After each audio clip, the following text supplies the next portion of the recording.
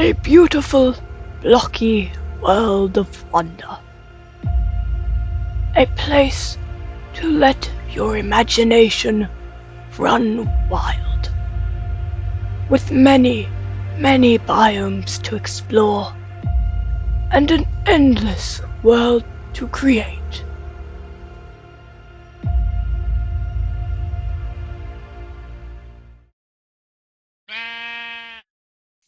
This is Minecraft, a documentary.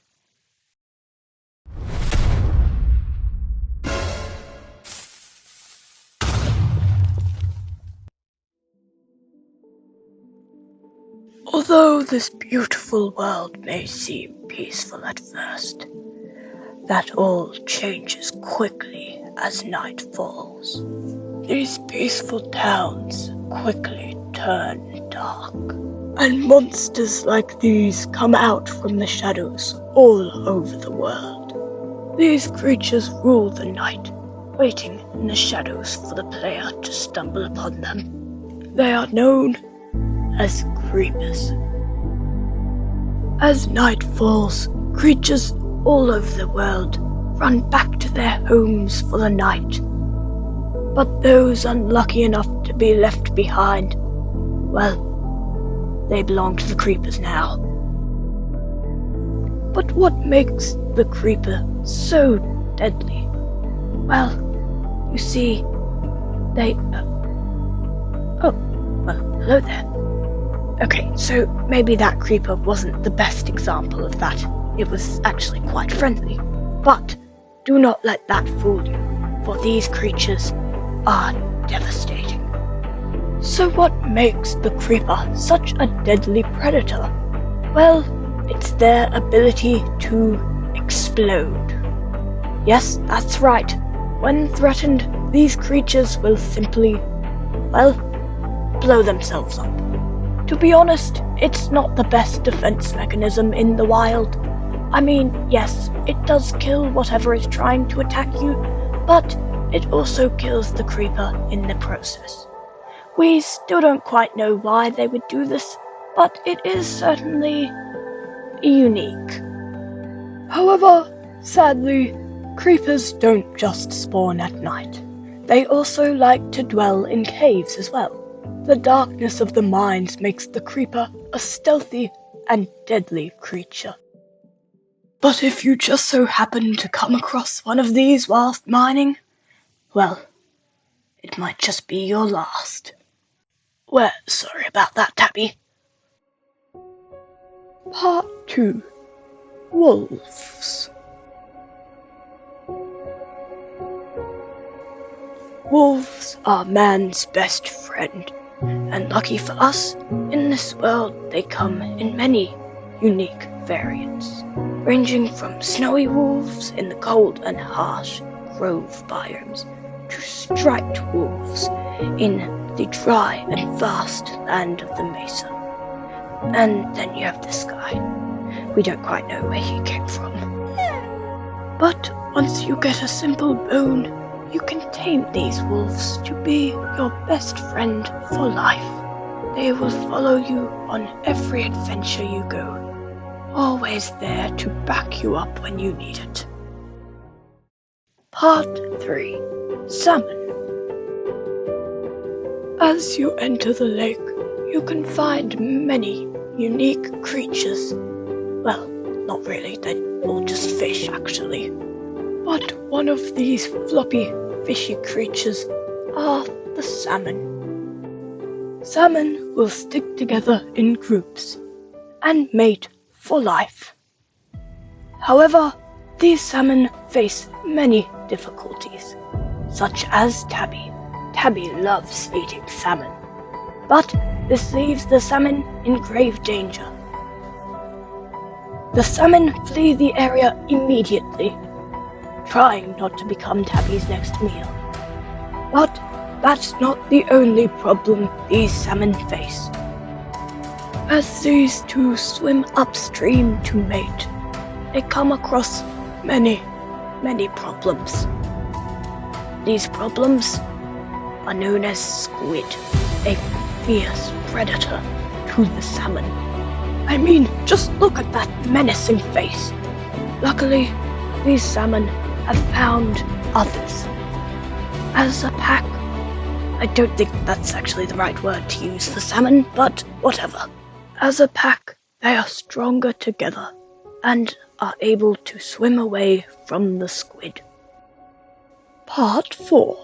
Sniffers. As you can see, the sniffer is a very large beast with an even larger nose. This nose helps them sniff out their favourite ancient seeds, and sometimes even the player. Don't sniff down there though. Thanks to their dense fur, or maybe leaves, we honestly don't really know what it is yet, but it helps keep the sniffer nice and warm all throughout the year. And as you can see here, Tabby thinks this makes the sniffer quite a nice bird. However, the sniffers are not very impressed with this. And as the sniffer goes for a deep sniff in here, it turns around and starts sniffing the ground rapidly. It has a scent. And then it starts its search. And it has found it. It is now very, very happy indeed. It appears the sniffer has found the rare torchflower seed. And now off it goes, sniffing for more exotic seeds. And this is the sniffer's egg. It shall protect its unborn young at all costs. And also trample it. Don't worry, that's part of the process. Trust me, the sniffer is a very good parent. Part 5. Striders. Once the player has made the special nether portal, they can enter a fiery, hell-like dimension known as the Nether. In this dimension, there are endless lava pools, fire everywhere, and some very unique creatures. One of these is the Strider. This is the Strider. Also, ignore the fact that Tabby is somehow standing on lava. I don't know how they're doing that, but this is about the Strider, not about Tabby. So, the Strider is a creature that is immune to lava, somehow. But you kind of have to be if you live in a place filled with massive lava lakes everywhere. But the lava isn't the only thing these creatures have adapted to. In such a harsh environment, there are always dangers. One of these is the magma cube. As you can see here, this Strider is about to get boinged on. Because of their lava resistance, many nether creatures have decided that the Strider makes for quite a nice taxi ride. Well, except for when it crashes. But the player can also ride the Strider as well. All you need is the Strider's favorite snack, the warped fungus, and simply put it on the end of a fishing rod, and the Strider is somehow dumb enough to follow it constantly, making for a nice ride across the lava. However, if you take the Strider out of the nice and warm lava, it will start shivering violently. And if you somehow are able to get a Strider out of its nether home, it will start shivering even more. However, the Strider is smart, and it simply goes right back into its warm nether home. Well, now Tabby has to get a new one. Although the Strider is cold and shivering here, it is not in any immediate danger, except for when it rains. Because the Strider is used to the nice, hot lava lakes of the Nether, it is not used to getting wet. Therefore, the rain burns its sensitive skin, killing it almost instantly. Part 6. The End. This is the portal room. It is an essential asset if you want to go to this last dimension. All you need to enter through this portal is the Eyes of Ender. As Tabby fills the last remaining spots with these eyes, the portal lights up, allowing the player to enter this last dimension, known as the End. The End is a massive island surrounded by infinite void. And this island is home to a fearsome dragon, known as the Ender Dragon. In this dimension, you can also find lots and lots of Endermen. However, do not let their name fool you, for they do not belong in the End. They are trapped here, and the only way back is through the portal in the center of the island that the dragon is guarding. The player must free the Enderman by defeating this dragon.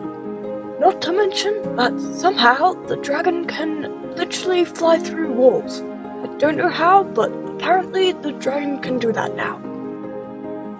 This Enderman seems to be quite a feisty one, running after the dragon. Probably not a good idea. But as you can see, there are these massive obsidian pillars surrounding the portal, and on top of these pillars are the End crystals. To defeat the dragon, you must first destroy these crystals. But as you can see here, Tabby is not very good at this. Maybe we should have chosen a different person to do this job. But once you can actually hit these crystals, it leaves the dragon defenseless and vulnerable. And once all the crystals are gone, the player can now shoot the dragon down, weakening it more and more, until finally it comes down to perch for the last time. And at last, the player has finally freed the End.